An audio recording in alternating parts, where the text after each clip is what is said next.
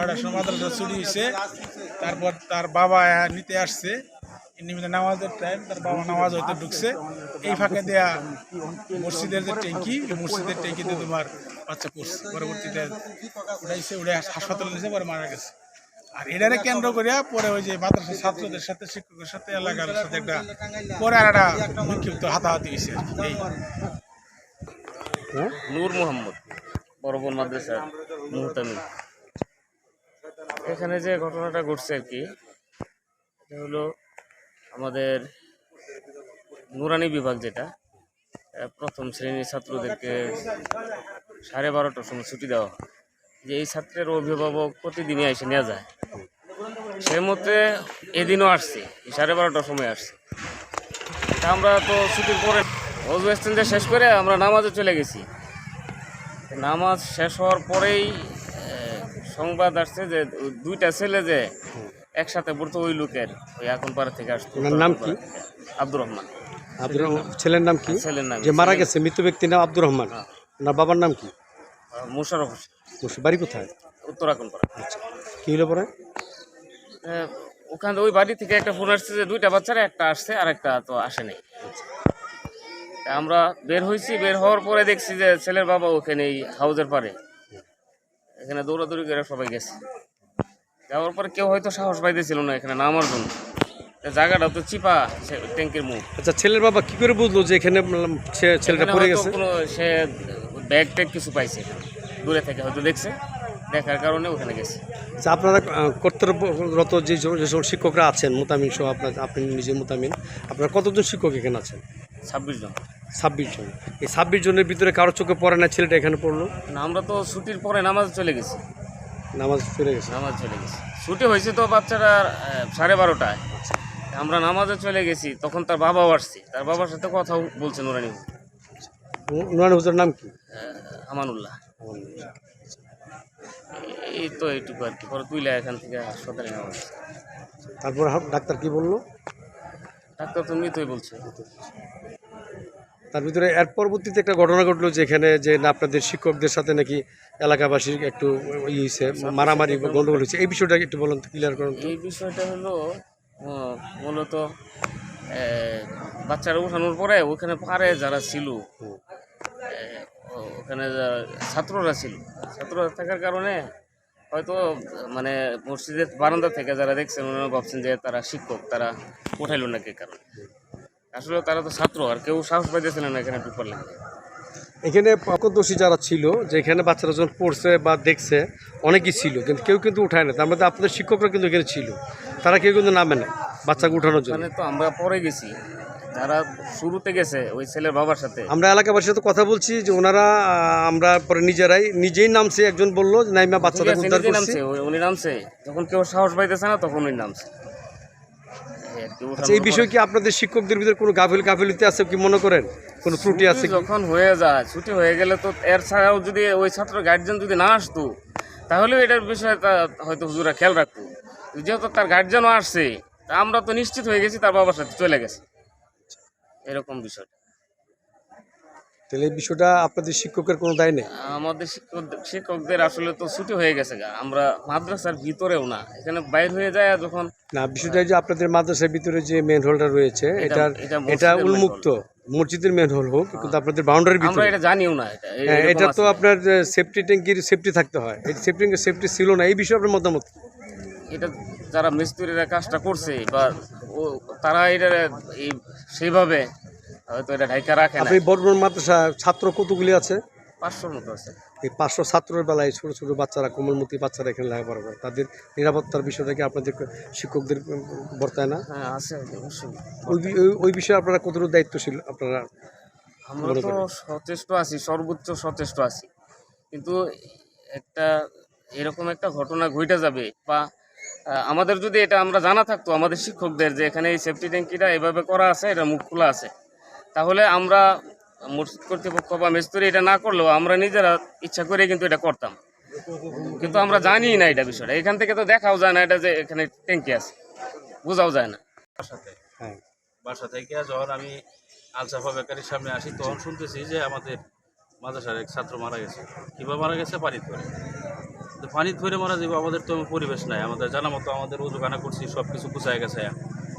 আমি তো বিশ্বাস করতেছি, না না, না হুজুর আমি দেখে আসছি।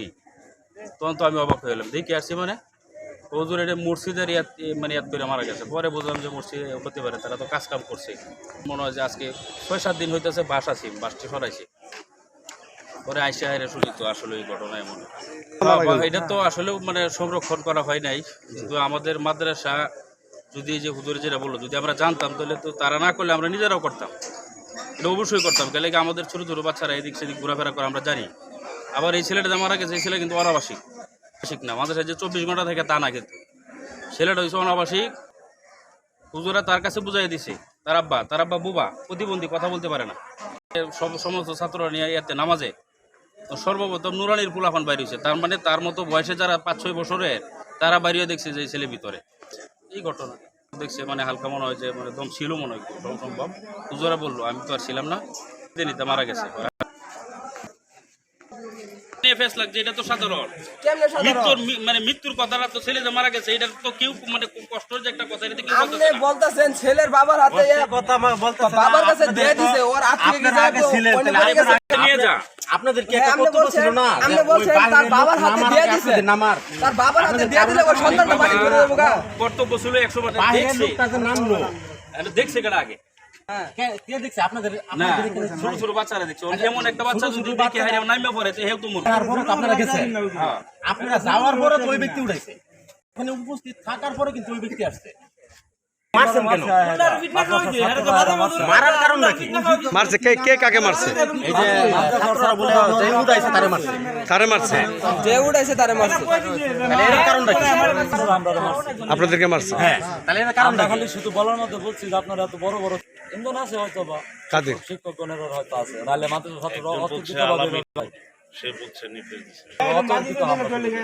তাই না? আমরা বলছি যে আপনারা এতগুলা পোলাপান থাকতে কেন এটা উড়াইলেন না? আমরা কি লেগে নামলাম? আমরা হ্যাঁ, আলামিন মুক্তি মুক্তি সাহেব ওনার বাড়ি কোথায়? বাড়িটা সঠিক আমি জানি। হ্যাঁ, উনি শিক্ষক এই মাদ্রাসা। আলামিন উনি এই মাত্র শিক্ষক। জি জি, এই মাদ্রাসা শিক্ষক। বাজে না? আপনার নাম? আমার নাম মোহাম্মদ আল আমিন। আলামিন। আপনি এই মাদ্রাসা কি দায়িত্বে আছেন? আমি মাদ্রাসার সাধারণ শিক্ষক। সাধারণ শিক্ষক। বাড়ি কোথায়? আমার বাড়ি ঈশ্বরগঞ্জে। আমি এই জায়গায় প্রায় 7 বছর রানিং আমি শিক্ষকতা করে আসছি। বাবার নাম? আমার বাবার নাম মোহাম্মদ ফৈজুদ্দিন। এই যে একটা বাচ্চা সেফটি ট্যাঙ্কিতে পড়ে মারা গেছে, জি, তারা বলতেছে যে আলামিন হুজুরে এই আমাদের সাথে একটা এলাকাবাসী দ্বিধাদ্বন্দ্ব লাগাই দিছে, মারামারি লাগাই দিছে, এবং বাচ্চাটাকে সেফটি থেকে উঠানির পরে আমরা যখন ওনারকে উঠাইলো না, তখন আমরা এলাকাবাসী উঠাইছি, তারপরে উনি আমাদের সাথে বিবাদ ঝগড়া লাগাই দিয়েছে। এই বিষয়ে আপনি কি জানেন? আসলে বিষয়টা হলো ওই জায়গায় যে সময় এই আপনার এই বাচ্চা পড়ে গেছে সংবাদ আমরা পাইলাম, মোতামিম সাহেব সহ আমরা দৌড়ে গেলাম। দৌড়ে যাওয়ার পরে ওই জায়গায় জিজ্ঞেস করলাম কি হইলো, বললো যে এই জায়গায় একটা পড়ে গেছে। আমি সাথে সাথে বাস সংগ্রহ করলাম যে এই জায়গায় কতটুকু পানি সেটা আগে পরীক্ষা করে তারপরে দেখলাম যে পানি এই জায়গায় যথেষ্ট পরিমাণ পানি আছে। তারপরে আমরা আমাদের যারা ওই জায়গায় ছিল ওই আরো 2 জন শিক্ষক, তাদের স্বাস্থ্য একটু মোটা, যে কারণে এই জায়গায় ঢুকতে পারে নাই। সাথে একজন এই ছাত্র গার্জেন ছিল, ওনার স্বাস্থ্য আমার মতোই। উনি করছে কি সাথে সাথে আমার যেহেতু জামা ছিল, আমি প্রস্তুতি নিতে উনি নেমে গেছে। নামে যাওয়ার পরে ছাত্র নিয়ে যখন ওঠার পরে আমরা তদবির করতেছি যে যেরকম মাথায় নিয়ে পানি, শহীদ ড্রাইভার। তো উনি ধরে আসতেছে বাস নিয়ে, লাঠি নিয়ে, যে হুজুরদেরকে আঘাত করবে। আমার এই সময় আমার চিন্তা হলো যে আমার এই জায়গায় 300 ছাত্র আছে। 300 ছাত্র, তার যেই উদ্যোক্তা দেখে, তার এই উগ্রপন্থী দেখে আমার ছাত্ররা তার উপর আক্রমণ করবে।